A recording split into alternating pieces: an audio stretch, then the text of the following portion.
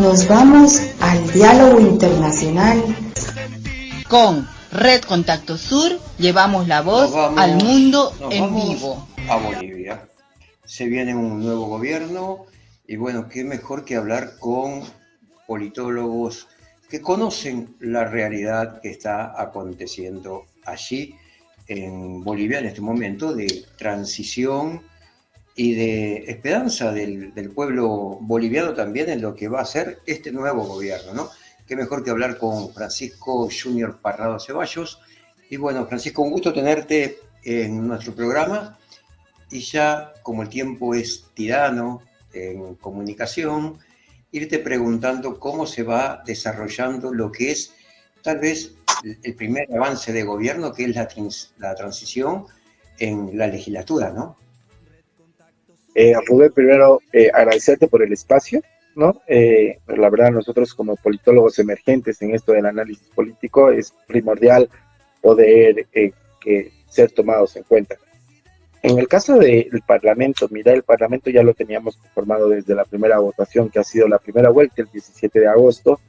Obviamente existe una mayoría por el Partido Demócrata Cristiano, luego tienes una segunda y una tercera fuerza entre Libre y Unidad, que son los más fuertes. Evidentemente hay una representación menor de Sumate, ABP Sumate, encabezado por Manuel Reyes Villa, y creo que son 2-3 diputados de Alianza Popular por Andrónico y 1 o 2 diputados también por lo que es el movimiento al socialismo, que es una prueba clara del declive no solamente de la izquierda, sino bajo la lógica esta de una crisis que ha desgastado el gobierno central, esta división que ha habido, la denuncia de Evo Morales para decir que Andrónico, que era como su sucesor innato, que lo pone como traicionero y demás, muestra lo que Bolivia quería, ¿no? Y lo que Bolivia quería era un cambio de paradigma,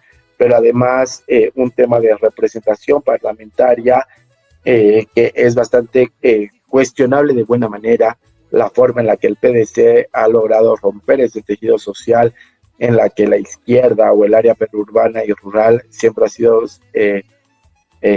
durante 20 años característica de ser un bastión del movimiento al socialismo, y esta relación de poder que rompe el PDC en una segunda vuelta lo podemos ver de otra forma, que es el hecho de que Libre, por ejemplo, gana en ciudades capitales como La Paz, Cochabamba y Santa Cruz, pero el PDC gana en periurbano y rural.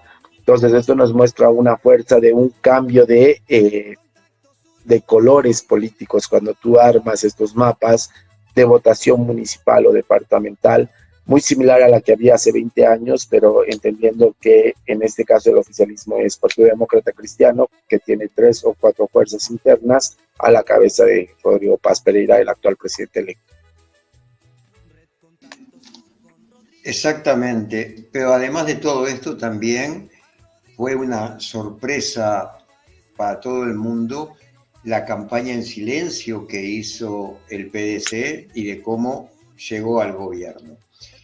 Todo basado también en un andamiaje con muy poca plata, con esfuerzos personales y lo bueno es que en base a recorrer todo el territorio. ¿Cómo ves todo ese panorama y cómo vas a ver la involucración, digamos, del pueblo en general en esto nuevo que se viene, que aparte ya han dicho de que van a descender la cantidad de ministerios y que se van a acoplar en trabajos en conjunto, ¿no? Sí, sobre la primera pregunta, yo creo que la sorpresa se llevó el mismo candidato en su momento, Rodrigo, ganando la primera vuelta. Se creía que podía llegar a un tercer lugar, llegar a primer lugar fue avasallador, Rodrigo ya venía comentando que él venía 3 años recorriendo ya como senador la posibilidad de llegar a municipios del área rural y del área periurbana, pero además que yo creo que hay algo que es súper importante, que es el folclor boliviano. Rodrigo no sé en cuántas entradas folclóricas bailó, esto con el Tata Santiago, se fue a todos los municipios donde festejan el Tata Santiago y bailó morenada y demás. Es una forma de que el otro, el indígena, el rural y demás se identifique contigo por más de que seas un representante que ha estado por el mundo, ¿no? No olvidemos dónde ha estudiado Rodrigo, que estudia en Europa, que además es un hijo de familia política, que fue exiliado. Rodrigo no nace en Bolivia, pero obviamente tiene la nacionalidad tarijeña, porque de ahí viene su familia, y además que ha estado en diferentes países, ¿no? Él lo comentaba, por ejemplo, después de que tuvo la llamada con María Corina, o le decía a María Corina Machado, Venezuela para mí es un país que no solamente es hermano por la cercanía con Bolivia, sino porque en algún momento me han acogido a mí y a toda mi familia. Entonces, es esta figura de ser un personaje que es del mundo, pero que en sus adentros recorre los municipios donde no llega a la oposición, usualmente a la oposición tradicional, a la que Bolivia también de cierta forma le dijo que no, que sí están dispuestos a tener una representación parlamentaria, pero que no están dispuestos a ser gobernados por gente que ya se ha postulado muchas veces. Rodrigo nos muestra un tema de renovación, pero además que tienes a un Edman Lara, que es un tipo que se juega muy bien en TikTok, que la campaña tuvo estos dos elementos, ¿no? Lo territorial a la cabeza de Rodrigo. Edman ya venía igual recorriendo algunos lugares, pero tiene las redes sociales informales, ¿no? Porque, como sabemos, instituciones de alta gama ni siquiera usan o monitorean TikTok. Entonces, tienes un público que es adolescente, joven en TikTok, hasta tal vez adulto, porque hay adultos que usan TikTok como para distracción, y tenés la campaña tradicional que más que decir el puerta a puerta, yo diría comunidad a comunidad. ¿Cómo esto se refleja luego en las calles? Mira, hay una sensación de tranquilidad, de tensa calma, yo diría, ¿no? Porque la gente está muy de acuerdo con lo que está pasando. La voz del posible fraude que cantaban en segunda vuelta se apagó muy fácilmente, no duró ni 3 días. Tuto Quiroga salió diciendo que no solamente reconocía los resultados, sino que apoyaba sin ningún tipo de condicionamiento a Rodrigo Paz. Entonces, y obviamente que le daba toda la posibilidad de que no iban a cuestionar la elección de las presidencias de ambas cámaras. Entonces, ¿por qué digo que hay una tensa calma? Porque ahorita la gente ve este proceso eleccionario como resultado de un proceso de resiliencia boliviana en la que dejas de protestar por hacer fila por la gasolina, por la subida de precios, por la subida del dólar y todo lo demás, porque esto nos permite creer que la solución está a la cabeza del nuevo presidente.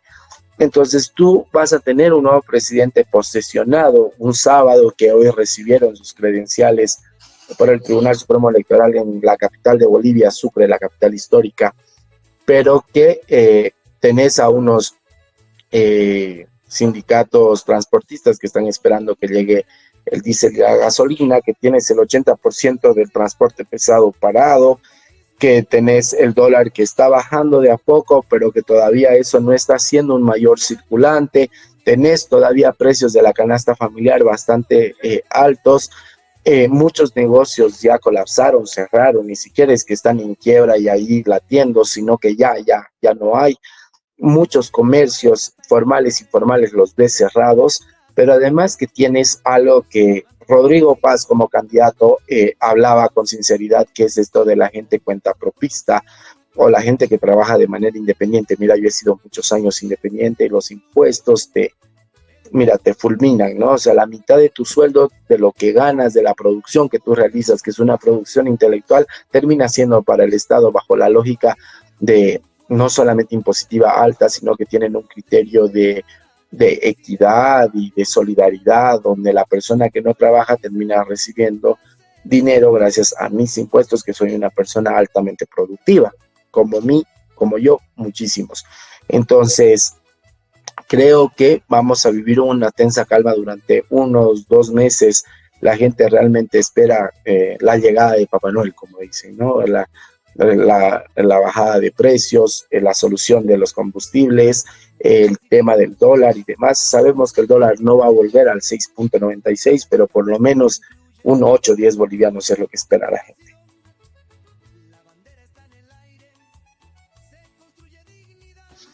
Bueno, Exactamente.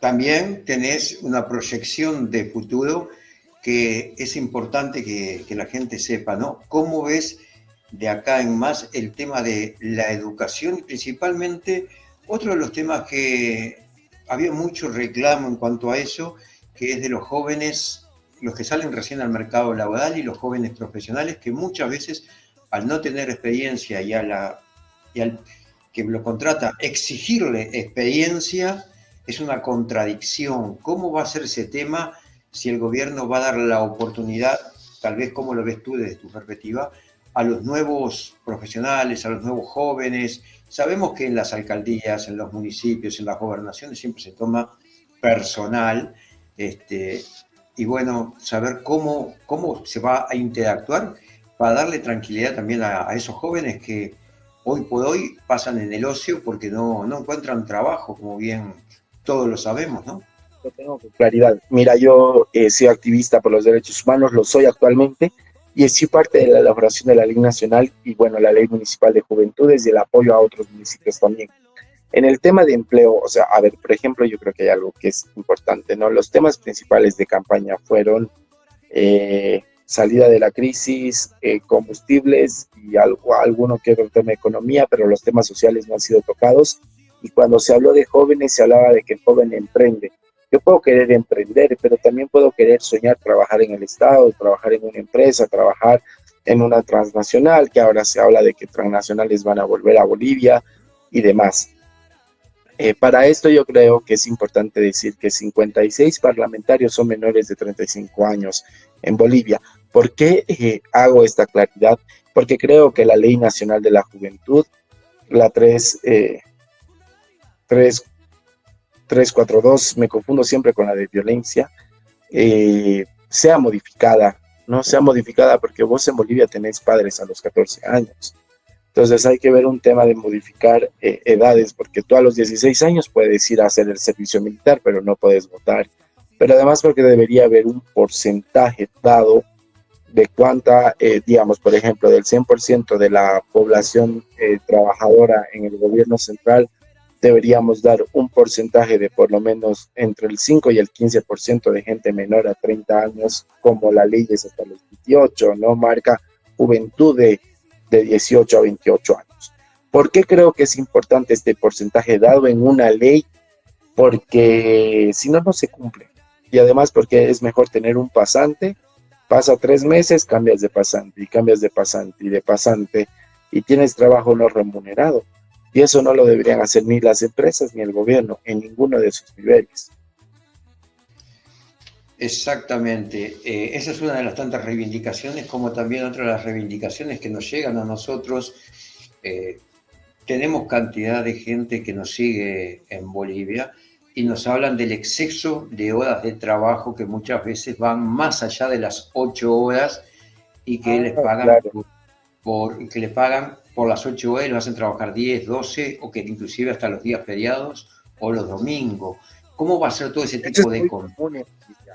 Mira, eso es algo muy común en Bolivia. Yo creo que la ley de trabajo tiene que ser modificada, pero además, por ejemplo, porque si yo soy consultor por línea o por producto, no entro dentro de la ley del trabajo. ¿Y cómo no va a ser si yo cuando soy un consultor en línea marco en mi institución como cualquier eventual o con ítem, como cualquier servidor público eventual o con ítem? Tiene que devolverse la garantía a la gente. Tenemos que hablar de productividad y no de calentar el asiento. Tenemos que pensar en el tema, está normado el tema del pago de las horas extras, de los días de fin de semana y también de los feriados, pero no es algo que se cumpla, no es algo que se cumpla ni a nivel privado ni a nivel público, ¿no? Sí, esa es una de las denuncias que nos llegan continuamente, ¿no? Que tanto hay abuso de las patronales privadas como abuso mismo del gobierno saliente o de los No hay gobiernos salientes. diferencia, digamos. Es como que vos dices, yo trabajé en tal municipio, trabajé en tal ministerio, y dicen, pucha, tiene escuela. ¿Por qué? Porque saben que el trabajo que te pidieron hoy era para ayer, que tenés que meterle el fin de semana y además que tienes que hacer campaña por determinados partidos. Una propuesta interesante es justamente devolver el financiamiento público a partidos. a que los partidos se fortalezcan y en vez de que la gente vaya por obligación o por el trabajo que tiene a una actividad política, algún meeting, marcha y demás, sea la gente que vaya por voluntad propia porque se siente parte de una organización política que le representa, fuera la primera, ¿no? Exactamente. ¿Cómo ves también para lo que es a proyección la asistencia a la discapacidad, que también ha sido relegada en muchos aspectos, y a lo que es la tercera edad, ¿no?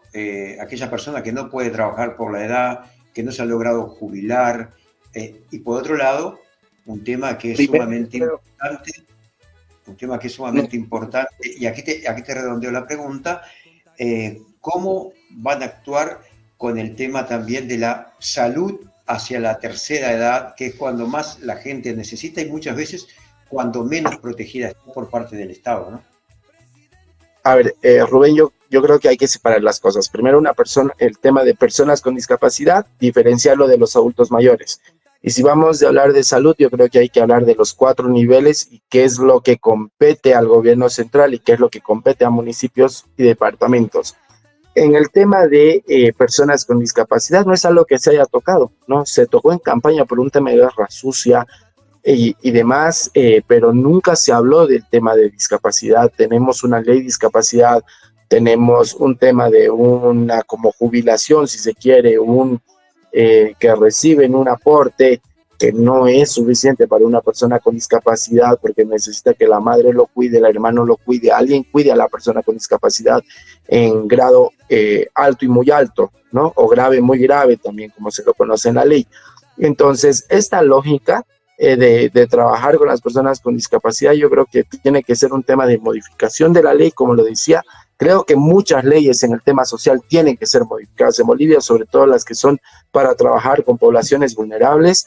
Ese es el camino para un parlamento que ningún partido tiene mayoría absoluta, que se restituyeron los 2/3 en diputados, ojalá se restituyen senadores, pero además que tiene que fiscalizar también a las instituciones que brindan servicios a este tipo de población. Se tiene que pensar en un ministerio que vea las políticas sociales, porque no hay mejora económica si no hay mejora social, ¿no? Entonces se tiene que dar la vuelta al tema de discapacidad, la inclusión tiene que ser real, no de nombre, no para la foto.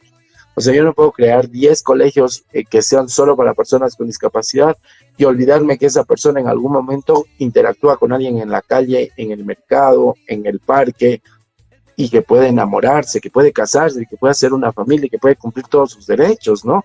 Entonces, todo esto tiene que haber una integralidad real. Recién se aprobó y se promulgó la ley de la lengua de señas como lenguaje oficial del Estado.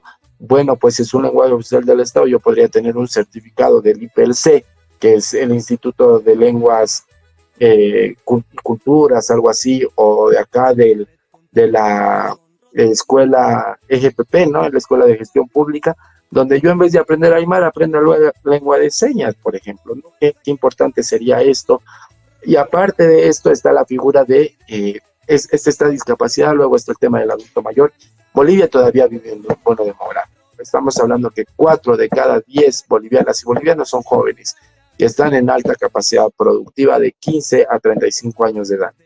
¿Por qué nombro esto? Porque claro, yo me tengo que hacer cargo del adulto mayor, pero para que yo de aquí dentro de 20 años no me haga cargo de un adulto mayor, porque yo dentro de 20, 25 años voy a ser adulto mayor, tengo que garantizarle salud ahora, tengo que garantizarle educación ahora, tengo que buscarle la accesibilidad de empleo para que cuando yo tenga 60 años no tenga que depender del Estado para que me den salud, para que me den, terapia ocupacional, para que no tenga que tener a alguien que me cuide. Si yo tengo una juventud saludable, de seguro el tema de la adultez, del adulto mayor va a ser una forma más fácil de poder analizar esto.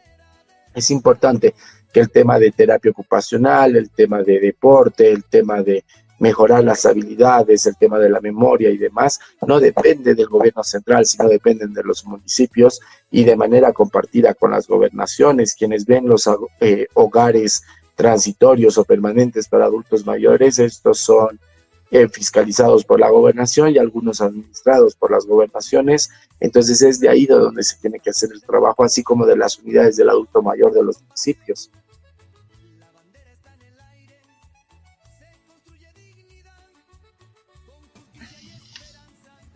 Exactamente. Yo para aclararle un poco más a toda la población, porque también está expectante, ¿no? Y todos estos temas, si bien se pudo hablar en campaña, pero se habló muy por arriba y a cada uno de estos temas hay que darle la importancia que tiene, ¿no? Y indudablemente en campaña política vos haces un plan político, pero no vas al detalle concreto de cada una de las cosas y como bien decías tú, yo te largué. Perdón que te corte ahí, Rubén, creo que el error está de que si yo te hablaba de cómo salir de la crisis económica, no importaba nada más.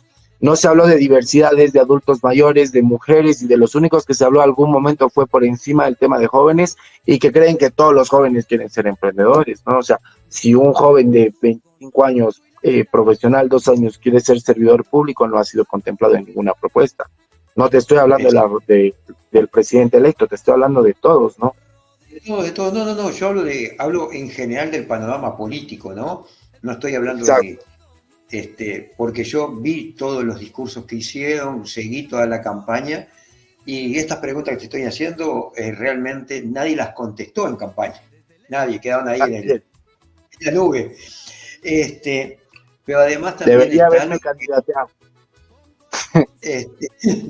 Pero ahí también ves todo cómo va jugando, ¿no?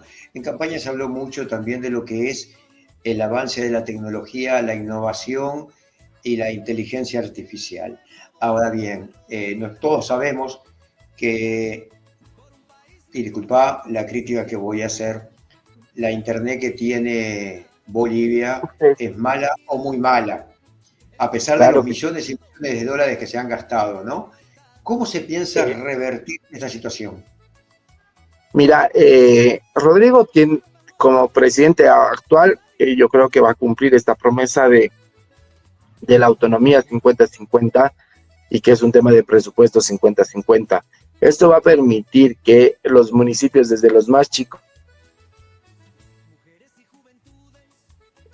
y que tanto desde la más chica hasta la más grande puedan modernizarse.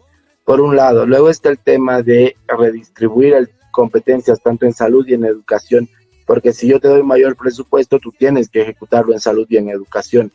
De la mano viene el tema de la tecnología. Claramente tú dijiste, se gastó un montón en Bolivia en el tema bueno, tenemos un Puma Qatari que nos sirve de estrella, ¿no? O sea, sabemos que está ahí, tal vez si la ves brillar alguna vez, pero después no ha modificado en nada, ¿no? Tenés un servicio privado de internet que es mejor que el estatal. Eso no significa que este privado sea bueno, ¿no? Los estándares no responden a un internet que lo tenés, por ejemplo, en Paraguay, que no es lejos, o en Brasil. Mira, yo he vivido en frontera, en Cobija, durante mucho tiempo, y es mejor tener un chip brasilero que tener un chip boliviano, ¿no? Para tu celular. Entonces, o colgarte de diferentes formas de la televisión satelital brasilera que de la boliviana. Bueno, en estas lógicas, la tecnología va a jugar un rol preponderante. Mira, yo como profesional del área social, te puedo decir que yo no me siento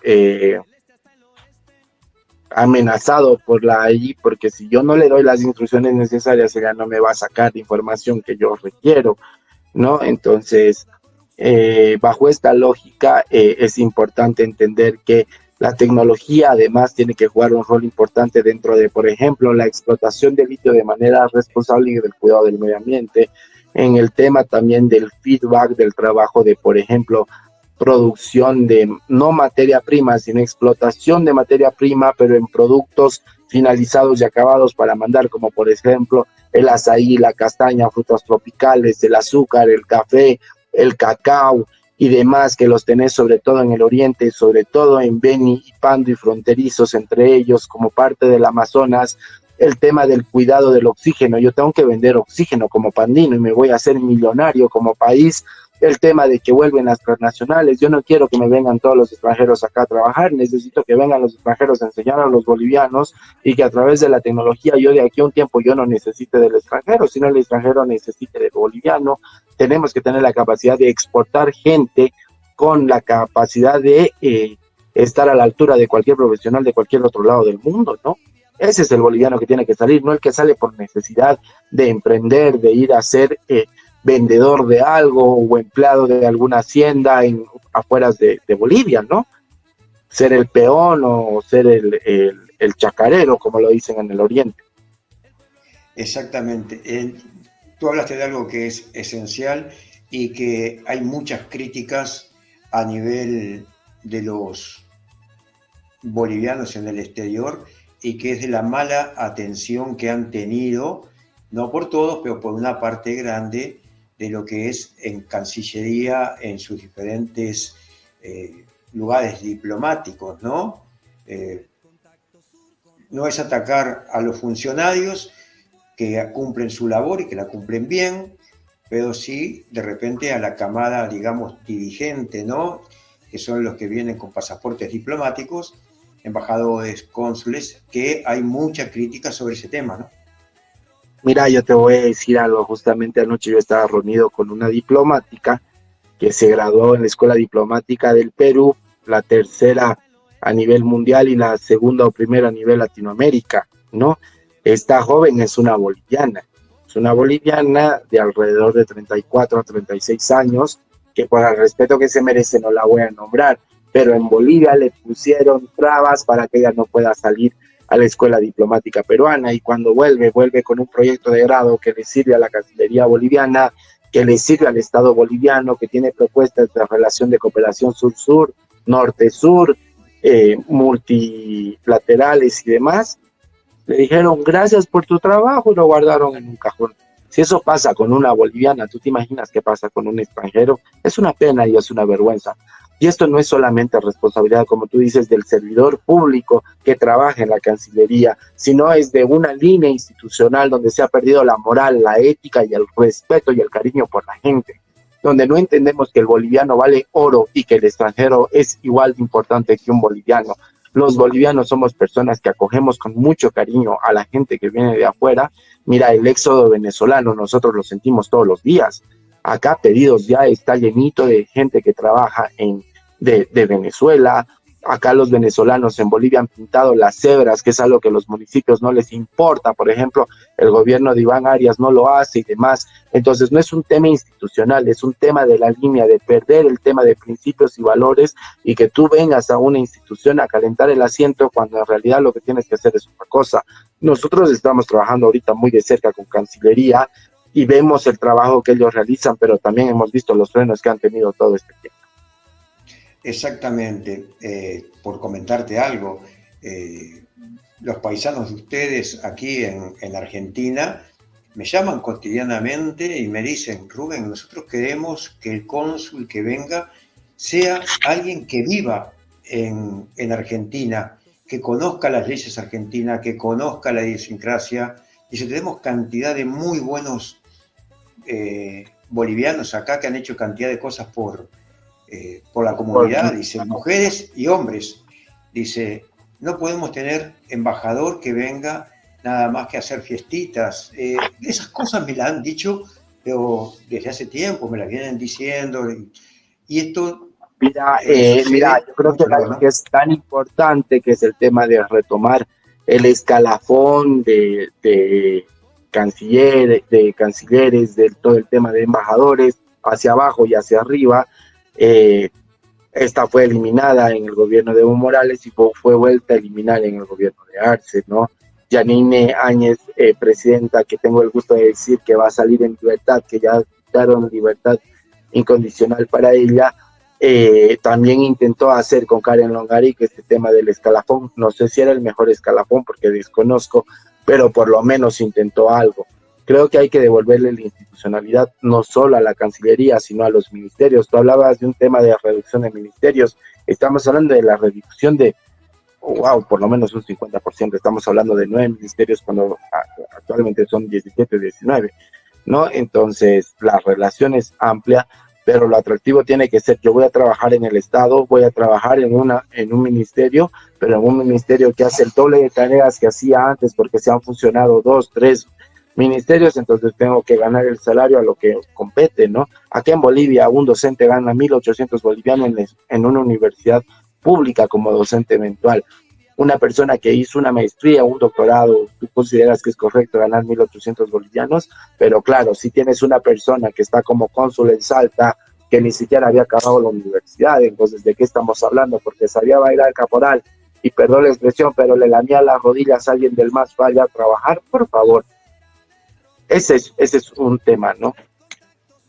Porque tampoco puedo pedir peras al olmo. Si, por ejemplo, Rubén, vos me dices, yo no soy periodista, entonces yo no tengo por qué esperar que Rubén me haga buenas preguntas. Lo mismo, si yo mando una persona que no es profesional a un consulado argentino en Salta, si mando a un embajador en Argentina que no sabe sobre relaciones internacionales, sobre los derechos civiles y sobre el tema del cuidado, de seguro pues ahí no va a ser, no le puedo pedir que haga algo que no sabe.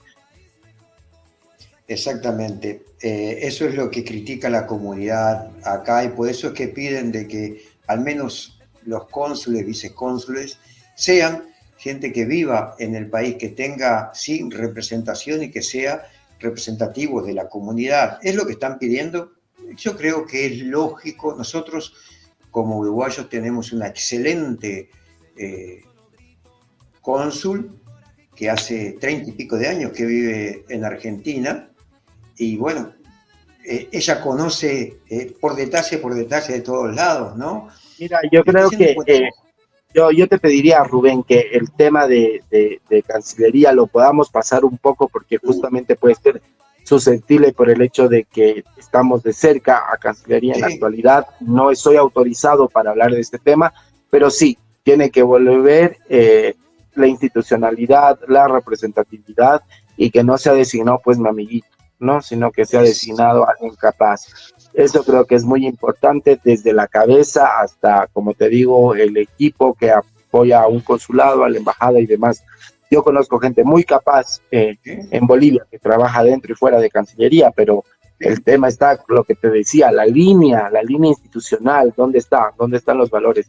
¿Dónde está yo mi identidad como boliviano? ¿No? Yo como boliviano, ¿qué hago? ¿Cómo percibo la realidad y cómo respondo a la gente que viene del extranjero? Y cuando estoy en el extranjero, ¿cómo respondo como boliviano? Creo que hay una imagen mal formada del boliviano. En algún momento se habló del boliviano que es aprovechado, el boliviano que es flojo, el boliviano que va a hacer cosas que no son las adecuadas y por eso es mejor que no vayan a determinados países. Bueno, pues esa mirada tiene que cambiar. Yo creo que con el rostro de Rodrigo Paz, Edman Lara y bueno, la mirada plural que se tiene en Parlamento y sobre todo la juventud, esto va a cambiar, ¿no? Exactamente.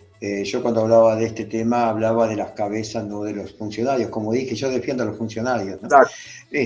Pero por otro lado también hay algo que no se ha explotado bien y que creo que puede ser una fuente muy grande de ingresos. Ustedes tienen maravillosos lugares allí en Bolivia. Tuve la suerte de conocer algunos, no todo.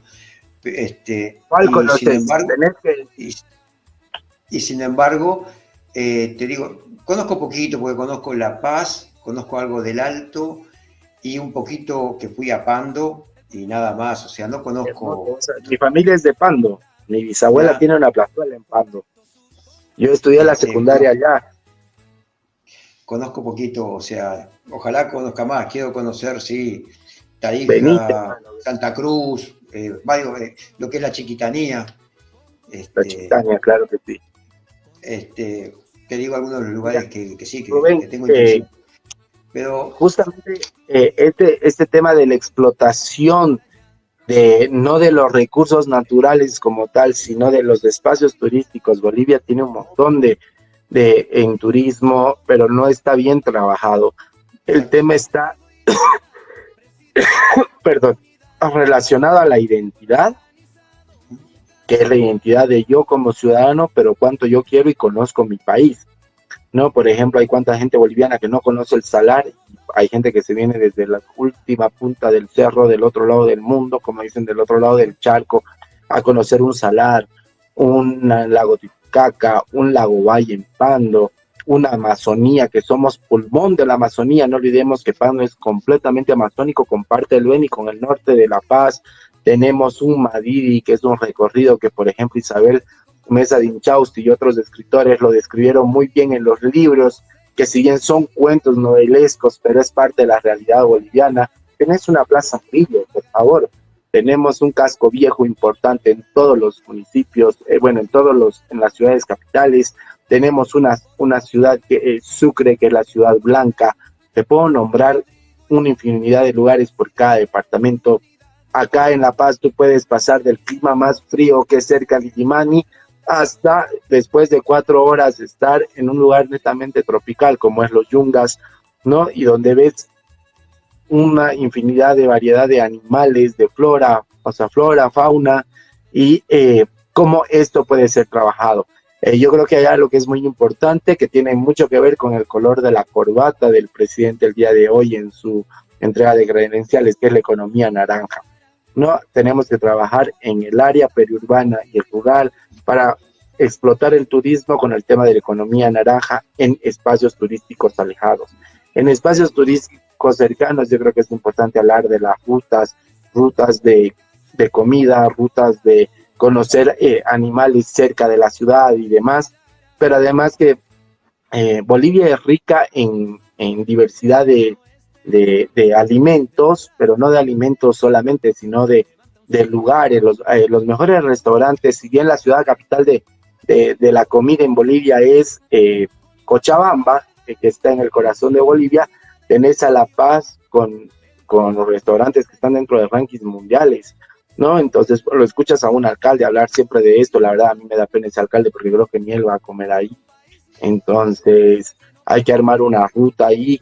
Creo que ahí el tema de la descentralización es tan importante, pero también el tema de la coordinación. ¿Qué va a pasar con el Ministerio de Culturas y Turismo? Es algo que yo no sé, pero obviamente es algo que tiene que trabajar con mucha fuerza y lo que te digo, relacionarlo con el tema de identidad y luego casar este tema de la economía naranja con la economía plateada y con la economía verde.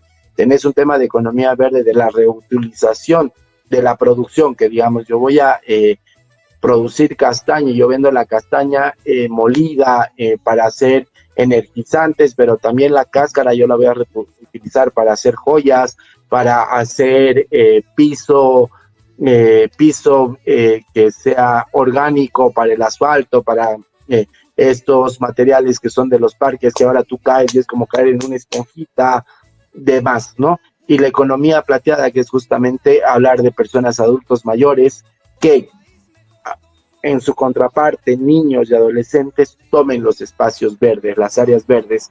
Este tema de la economía plateada tiene que ser un tema que se lo trabaje por ley a nivel nacional para bajar la línea a quienes tienen que trabajar cerca de la ciudadanía, que son los municipios, ¿no? Los 342 municipios. Exactamente, el ecoturismo, como le llamamos nosotros, para fomentar también la protección del medio ambiente. Y lo que sí tengo en deuda es ir a visitar la ruta del vino Portadija. También, es una de las cosas que siempre me ha llamado la atención, ¿no? Por otro lado, indudablemente que en base a todo esto que venimos hablando, las políticas que van a tener que llevar adelante para que el Ministerio de Deporte también desarrolle las actividades correspondientes y fomente más los deportes menores, digamos, ¿no? Porque todo el mundo le damos más importancia al fútbol y dejamos todos los deportes menores, ¿no? A ver, yo creo que es muy importante. Lo primero, que la sub-17, evidentemente vamos a hablar primero de fútbol, de ahí te hablo hasta de equitación si quieres. Pero en tema de fútbol, la sub-17 está en el Mundial de Fútbol. 1. 2, después de más de no sé cuántos años, desde el 94, Bolivia está preclasificada al Mundial. Eso es un logro. Este es un logro como decir que estamos cambiando de presidente y que está volviendo la democracia a Bolivia. Las únicas dos cosas que a los bolivianos los unía era el fútbol, aunque perdamos, y la lucha marítima, ¿no? Y bueno, en algún momento la democracia, que fue parte de la polarización que se genera, que es parte de las múltiples polarizaciones que tenemos acá entre medio de cultura, religión, identidad, región y demás. Pero en tema de deporte, considero que es muy importante que tenemos deportistas de muy alto nivel en temas de atletismo. Tenemos un Conrado Moscoso que se las gana todas en temas de racket o frontón. Tenemos tenistas de muy alto nivel. Pero además que yo quiero aprovechar esto, Rubén, que no solamente voy a hablar de deporte, yo te voy a hablar de grandes artistas. Tienes gente que ha sido convocada a ganar un Emmy, un Billboard, tenemos gente que ha estado en novelas y películas extranjeras. Nadie le dice, oye, boliviano, che, gracias, ¿no? Entonces sale una película boliviana de Carlos Ortiz dentro de unas semanas, dentro de poco, que es una Navidad de vacaciones en Bolivia, algo así, donde tienen la mayoría de el tema de la producción y de los artistas son bolivianos. Carlos Ortiz creo que es una de las protagonistas. Tienes ahí a gente bailando caporales como ser los chicos que son figuras de NAF de La Paz, ¿no? Entonces, ¿cuánta cultura tenemos, cuánto deporte tenemos y cuán mal no lo sabemos trabajar? Exactamente, eso es otro de los temas que nosotros siempre hablamos con todos los paisanos de ustedes, ¿no? De también algo que tienen que corregir, o sea, siempre hablando en tono de mejora, digamos, de mejoras y de... porque hay que decir una de las cosas, siempre hay que hacer crítica, autocrítica a todo para poder realmente...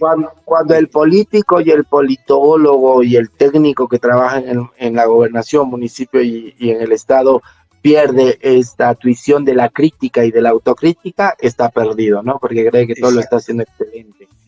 Y una de las cosas, una de las críticas que nos hacían y que yo observé y se lo comenté a mucha gente también, fue de lo tedioso que son las páginas institucionales que tiene Bolivia, o sea, realmente... el gobierno electrónico y el gobierno abierto es pésimo, ¿no? Para empezar, el gobierno abierto no es algo que se aplica ni siquiera en parlamento saliente, y eso que hemos tenido muchas autoridades jóvenes. El gobierno electrónico es pésimo, ¿no? La gente, aquí se sacó un decreto donde vos tienes que poner todo en tu página web, pero la página web no es accesible, ¿no? O sea, tú ves una bruta portada, la foto del presidente, la foto del ministro, la foto de no sé quién, pero información, mira, para ver el tema de planes, programas y proyectos, no hay normativa, te mandan un chorizo de decretos supremos, una que otra ley y punto. Manuales de funciones institucionales tampoco existen, y esto es parte de la burocracia de la buena, ¿no? O sea, que yo sepa para qué está un técnico 2 en tal ministerio o un jefe de unidad en tal municipio es fundamental, y además este es un tema de transparencia también, ¿no? Es decir, ¿por qué Pepito gana 10,000 bolivianos y no hace nada? Aquí está su manual de funciones, cumple determinados objetivos, estas son sus metas anuales, trimestrales, y aquí están los resultados de su planificación, y no ha cumplido, sino tal vez ha sobrepasado, porque eso sí, el boliviano es bastante trabajador, pero lo que no es que no se refleja el trabajo, ¿no? Entonces, si no eres el de la foto, estás perdido. Exacto, esa es la crítica que me hacen todos los bolivianos que he hablado de todas partes del mundo. Nosotros en nuestra red, por suerte tenemos eso, que estamos recibiendo mucha información, estamos en 36 países, entonces te puedes imaginar la cantidad de información que nos llegan, no solo de bolivianos, de peruanos, ecuatorianos, uruguayos, de todas partes del mundo. Poder filtrar es un montón. Claro, a veces no es demasiada la información que llega para poderla asumir en un segundo, ¿no? Ojalá llegara mucha más, y estamos tratando de poder concretar todo eso. Ahora, en base a todo esto, ¿cómo ves el tema de la próxima comunicación que tiene que tener el Estado con el exterior? Porque también, desgraciadamente, se ha visto de esa cadencia que tiene. Tú mirás los portales internacionales y a no ser por lo que sacan algunas redes, y casi siempre son redes alternativas, o sea, noticias de Bolivia no existe a nivel internacional. A ver, Rubén, yo creo que hay cosas que son muy importantes, ¿no? Lo primero es la apertura al mundo, ¿no? Esta idea de que no toco la FMI, pero sí toco otros espacios de cooperación, de integración, la CAF, demás. Los 3 millones y un poco más que van a llegar a Bolivia, es una prueba clara que el presidente desde el día -10 está trabajando en instancias de cooperación internacional. Este mensaje de que vienen varios presidentes a la posesión o representantes de Estado y demás muestra que ahora hay una Bolivia diferente. Y esa Bolivia diferente se la está viendo hoy, que todavía no es un presidente posesionado, pero sí es alguien que ya está haciendo actividades como si fuera un presidente en ejercicio para lograr responder las demandas bolivianas. Considero que es fundamental la apertura de Bolivia al mundo porque además hay una claridad. Bolivia, su economía está clasificada como una pequeña economía abierta. ¿Qué significa esto? Que depende de los precios internacionales, que su capacidad de producción y exportación no es suficiente para modificar estos precios. Es decir, yo ni siquiera en hidrocarburos pongo el precio, y es lo que soy yo el que explota el hidrocarburo para vendértelo a ti como uruguayo, como argentino, no sé, ¿me entiendes? Entonces, en esta lógica tiene que haber una modificación de productividad con exportación. A mí no me importa exportarte la pepa de castaña o la semilla de castaña, sino yo te voy a vender galletas, yo te voy a vender energizantes. A mí no me sirve explotarte el litio y mandarte pedazos como de hielo, pero que sean de litio. Yo te tengo que mandar baterías, yo te tengo que mandar equipamiento para movilidades, yo te tengo que mandar productos y para eso van a estar las transnacionales, Dios mediante. Y esta lógica de decir la transnacional viene, explota este producto, lo hace de manera responsable, con una visión de empresas B, ¿no? Que son las empresas que piensan en el funcionario que trabaja para ti, en el cuidado del medio ambiente y en el tema de la corresponsabilidad para lograr la productividad como empresa, pero que sea también beneficio para el Estado. En esta lógica de empresas B tiene que haber un tema de alianzas público-privadas, para eso tiene que haber una modificación de la Constitución y para eso la apertura va a ser distinta, porque si yo, no sé si vos recordás, pero en los 90s, inicios del 2000, todavía la empresa que le daba mayor productividad a la marca Polo de poleras, las Polo internacionales que tienen una etiqueta gringa, era Bolivia, ¿no? Y tenías otras empresas que hacían lo mismo. La manufactura, la producción era boliviana. Lo que hacían era ponerle una etiqueta extranjera. Entonces tenemos que volver a eso, pero no que la etiqueta lo ponga el extranjero, sino que la etiqueta esté hecha en Bolivia y que eso nos permita modificar el sistema de producción, la capacidad de productividad y la influencia en el mercado internacional, porque así como nos abrimos al mundo para que el mundo llegue, Bolivia también tiene que llegar a todas partes. Y esa llegada es la que nos va a permitir hablar de, por ejemplo, yo te invito a leer un artículo de Ricardo Paz que hablaba de la Bolivia del 2050. Es un artículo que a mí me hizo volar, hablaba de un país democrático, de una modificación de las instituciones, de las oportunidades para los jóvenes, del tema de la identidad boliviana y demás, que pues, es un artículo bastante, o sea, no sé si corto, pero digerible, que te permite pensar en una Bolivia totalmente diferente a la que nos están dejando el día de hoy, este gobierno en declive y en un partido que lo único que hizo va a hacer daño, utilizando banderas del indigenismo, del medioambientalismo y de la inclusión que nunca las aplicaron. Exactamente, pero siguiendo con esta lógica también, si bien Bolivia no tiene salida al mar, puede tenerla por lo que es el Amazonas. Ustedes integran la cuenca del Amazonas, pero también la pueden tener por el río Uruguay, donde tienen un puerto franco en Fray Ventos, en Uruguay, que está casi inutilizado, ¿no? Yo creo que es muy importante que seamos parte de el tren bioceánico, como ha sido denominado, bajo la lógica de que tenemos que, nosotros estamos al medio. No puede ser que el tren bioceánico esté pasando por arriba de Pando. ¿Qué es eso? El tren tiene que pasar por el medio de Bolivia y tiene que pasar por Pando, y eso le va a devolver también dignidad al departamento de Pando, el departamento más joven de Bolivia, pero con mayor riqueza natural en temas tropicales, mayor diversidad y además con un tema de población que ama su departamento, ama su país y que no tiene necesidad de volverse brasilero, ¿no? Entonces, además que tienes una ciudad capital que es Cobija, que tú la conoces, que está a 2 pasos de ciudades del Brasil, que no tenés que viajar para llegar al Brasil, sino que te tropezás y estás ahí. Entonces hay que darle este tema del tren bioceánico, tiene que generar la integralidad donde Bolivia sea parte de esto con los demás países, pero además de esta lógica del tren bioceánico también tiene que estar el otro lado de que el departamento Pando tiene que tener la facilidad de darle seguridad jurídica, mayor posibilidad de productividad y mayor inversión extranjera. Exactamente. Sabemos que el tiempo es tirano y por eso también sabemos que tenés mucha obligación en estos días, ¿no?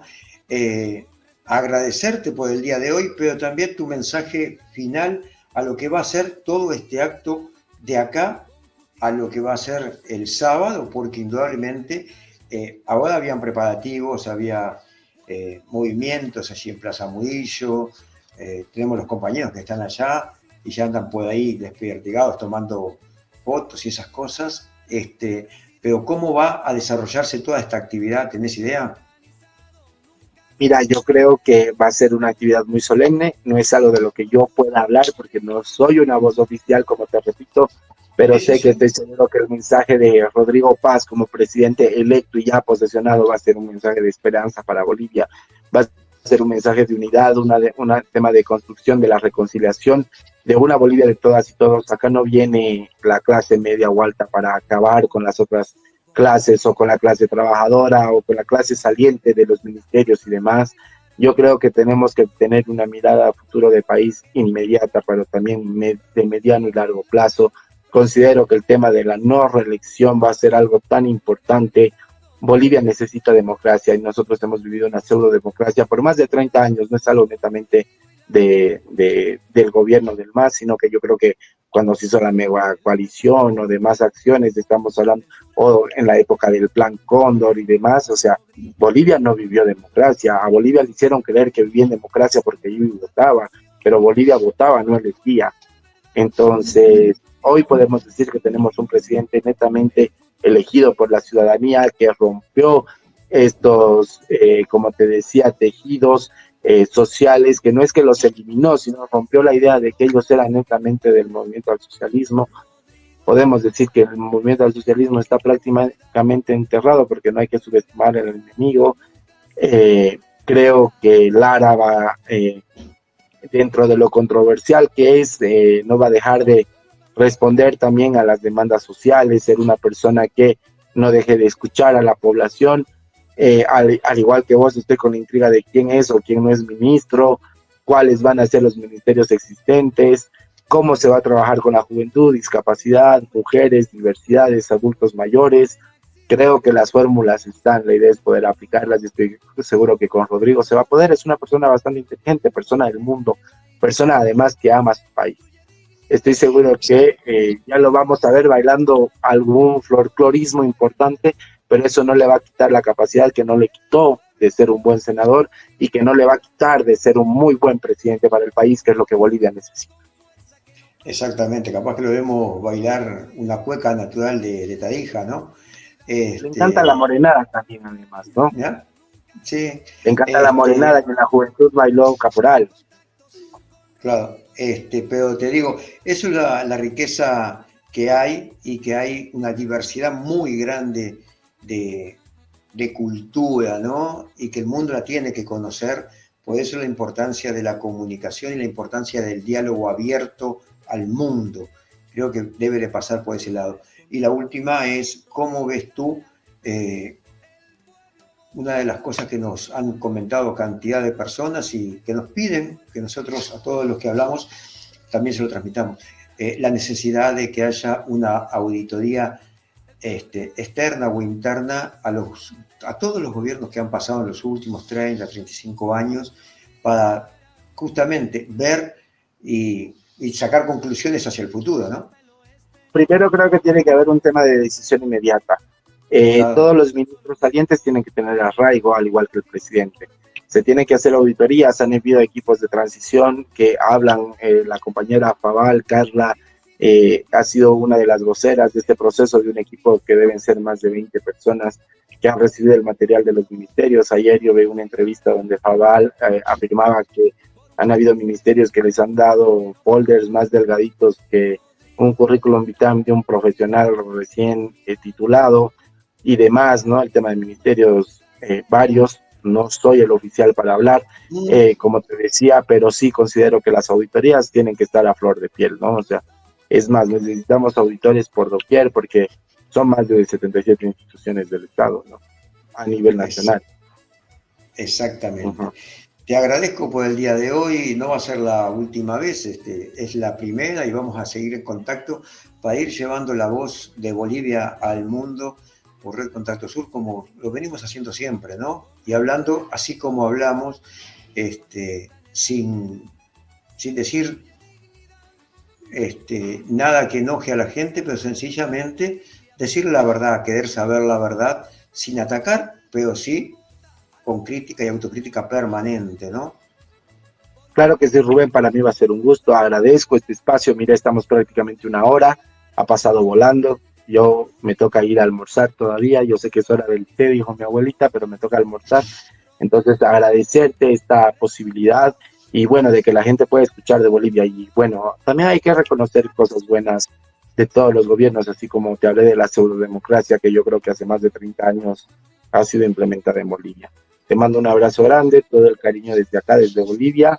Y bueno, para servirle siempre, Francisco Javier Parrado Ceballos, el Junior, es porque mi papá es Francisco también. Exactamente. Nosotros cuando hacemos las críticas, hacemos también las críticas y decimos las cosas buenas que han sucedido a lo largo de todos estos años también, ¿no? Pero entendemos necesario de que sí, que uno tiene que estar siempre con la punta mirando y tratando de criticar para mejorar, no para perjudicar, sino para mejorar y sacar conclusiones para ese mismo camino. Así que te agradezco, estamos en contacto y esto ha sido Red Contacto Sur en directo. Rubén Suárez desde Argentina, el compañero desde Bolivia, que bueno, no va a ser la última vez y será hasta la próxima. Muchísimas gracias, Rubén. Hasta la próxima. Muchísimas gracias. Nos vamos al diálogo internacional. Con Red Contacto Sur llevamos la voz al mundo en vivo.